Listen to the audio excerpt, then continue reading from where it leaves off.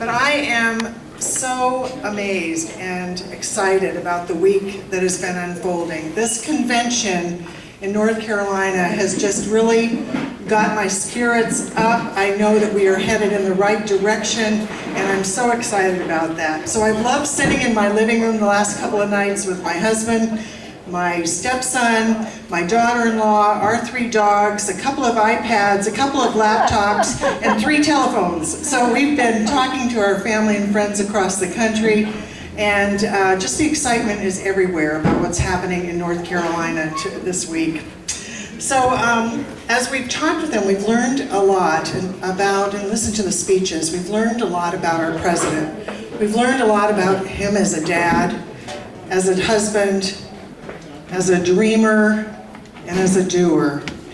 And I've just been thinking back over some of the highlights of these 2 nights, because what's the purpose of this whole convention? We knew who was going to be nominated to be our next president, didn't we? We all knew it. So what's the purpose of the convention?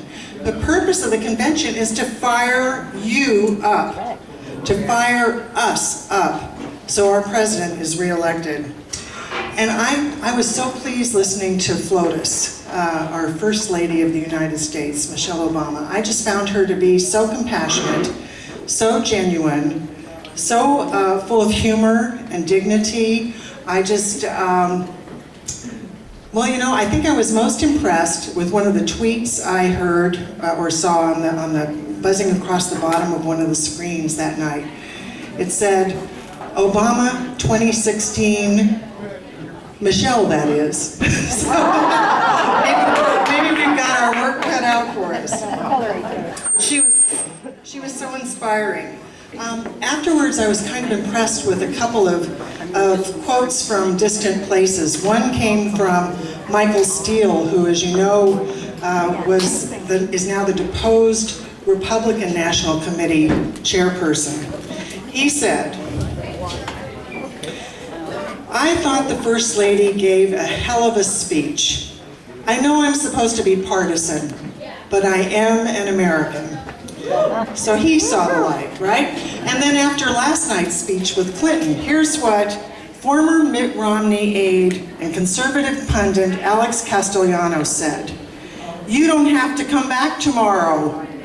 Lock the doors. This convention is done. This will be the moment that probably re-elected Barack Obama.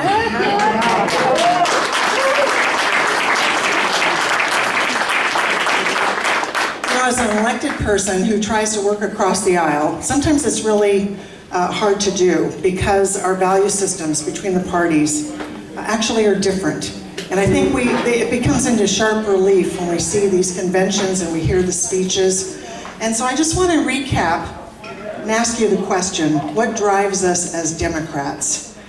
We value freedom and justice for all, honesty and integrity, equal opportunity, hard work, everyone does their fair share, everyone is held accountable, we follow the golden rule and help our fellow citizens, we know that diversity makes us strong, and our children should inherit a better world.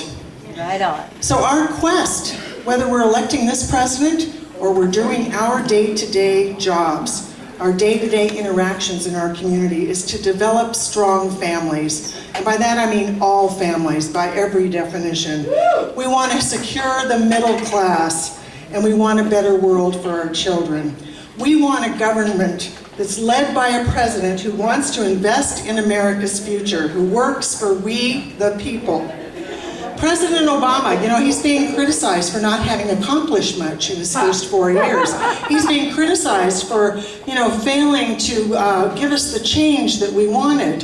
He's being criticized for not following through on his quote-unquote campaign promises. Well, ladies and gentlemen, he's cut drug costs for seniors on Medicare by 50%. That matters to seniors. He's doubled funding for Pell Grants for students that are low income. He saved the auto industry in America and 1 million jobs. President Obama passed the Obamacare Act, and guess what? Being a woman is no longer a pre-existing condition. Obamacare will 500,000 people in the state of Washington alone with health care they don't currently have. Yeah. So, what do the Republicans have to say? Well, I suppose some of you have seen the good video from our friend Chuck Norris. Chuck Norris is out there warning everyone about the 1,000 years of darkness ahead if President Obama is reelected. Meanwhile, President Obama ended the war in Iraq. He made the bold move to kill Osama bin Laden. He ended the don't ask, don't tell policy, and he replaced it with a tell and still serve policy. He expanded early childhood education. He passed the Equal Pay for Equal Work bill. He implemented a stimulus package creating 3.7 million jobs.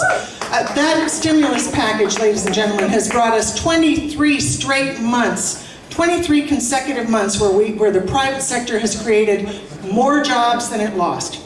More jobs, helping families across this country. President Obama reversed, after 2 days in office, the Bush torture policy for detainees in U.S. custody. He has boosted fuel efficiency standards for cars and trucks, and by the year 2025, we'll use half as much fuel as we use today. He increased support for veterans and signed the new GI Bill. He's also giving tax credits for companies that hire a vet. Those were empty words under the Bush administration. They are now words to live by. And he prevented the layoff of 420,000 teachers in this country. Sorry.